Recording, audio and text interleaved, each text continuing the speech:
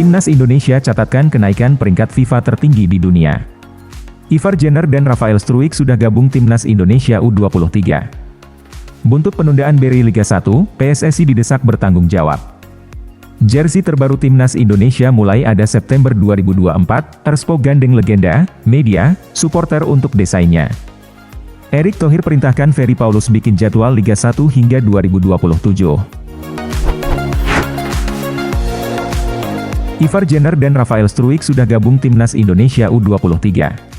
Dua pemain berbakat dari luar negeri, Ivar Jenner dan Rafael Struijk telah resmi bergabung dengan skuad Timnas Indonesia U23 untuk persiapan menghadapi Piala Asia.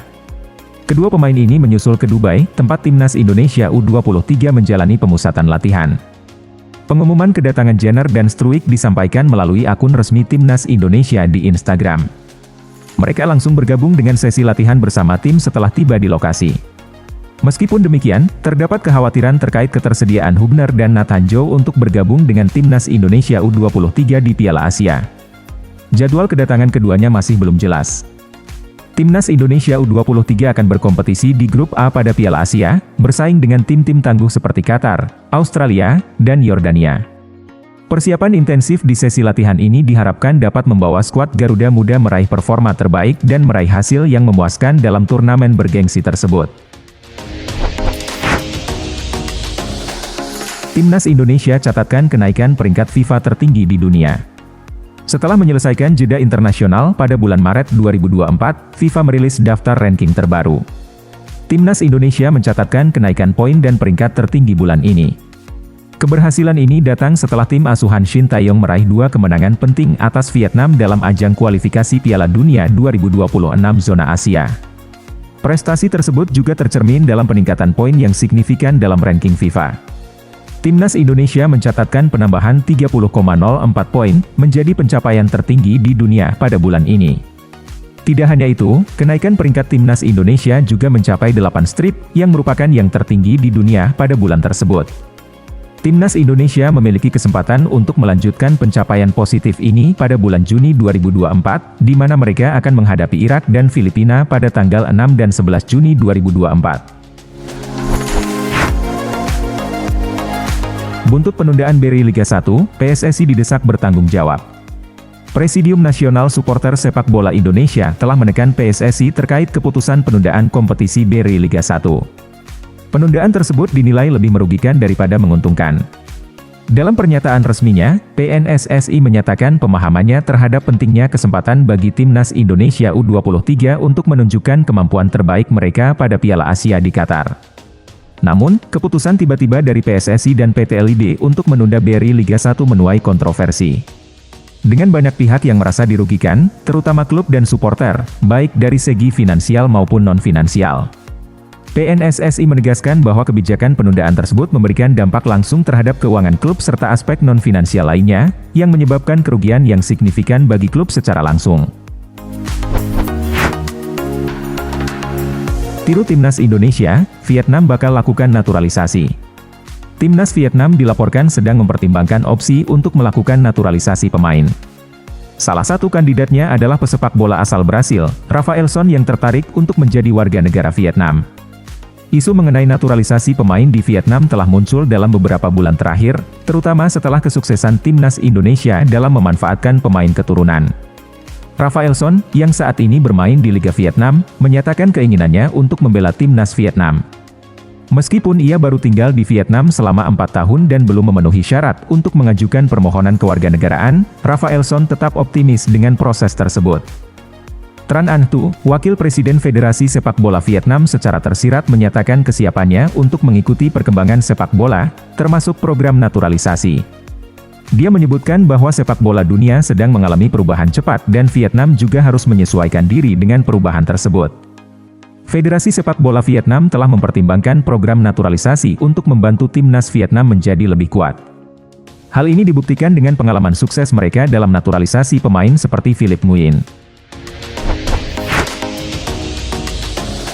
Jersey terbaru Timnas Indonesia mulai ada September 2024, Erspo gandeng legenda, media, supporter untuk desainnya.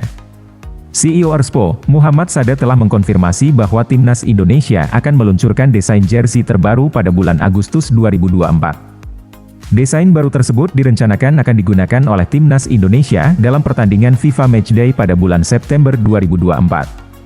Sebelumnya Arspo telah merilis jersey kandang dan tandang untuk Timnas Indonesia. Jersey kandang tetap menggunakan warna merah putih, sementara jersey tandang menggunakan atribut putih dan merah.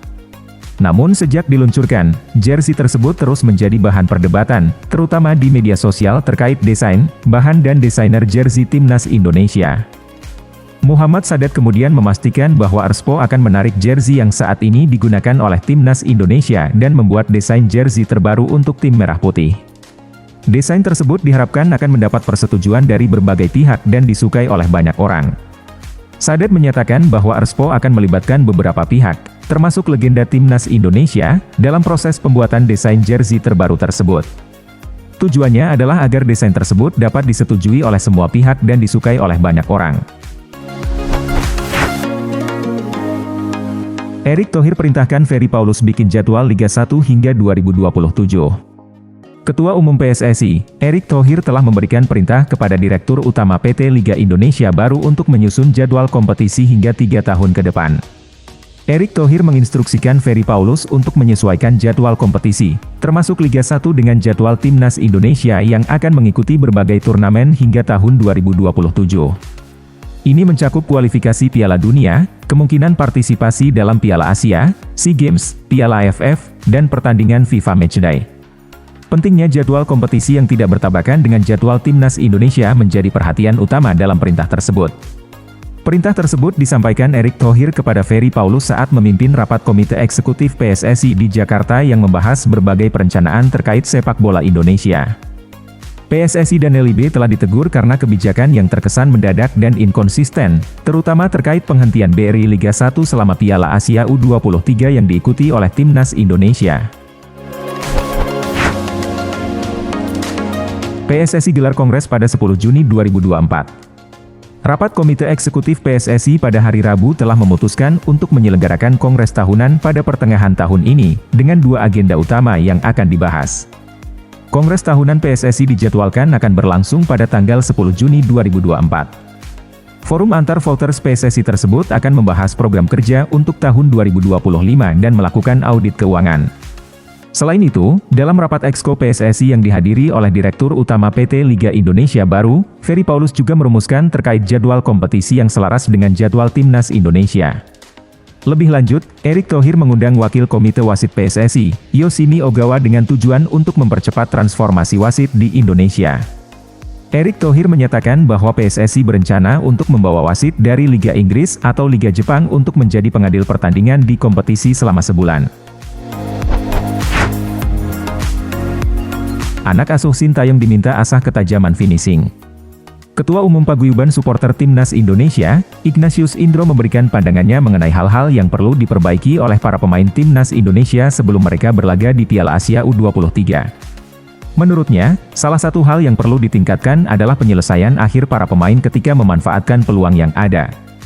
Timnas Indonesia U23 akan berkompetisi di Piala Asia yang akan berlangsung dari pertengahan April hingga awal Mei 2024 di Qatar. PSSI menargetkan bahwa Timnas Indonesia U23 bisa lolos dari fase grup dalam ajang ini, dan ini menjadi target dari pelatih Sintayong. Ajang ini akan menjadi penilaian bagi Sintayong, yang sebelumnya berhasil membawa Indonesia lolos dari fase grup Piala Asia 2023. Selain itu, Indro juga menyoroti hal lain yang perlu diperbaiki oleh para pemain Indonesia menjelang turnamen ini. Mereka harus mengurangi kesalahan-kesalahan mendasar, terutama dalam hal pemberian umpan.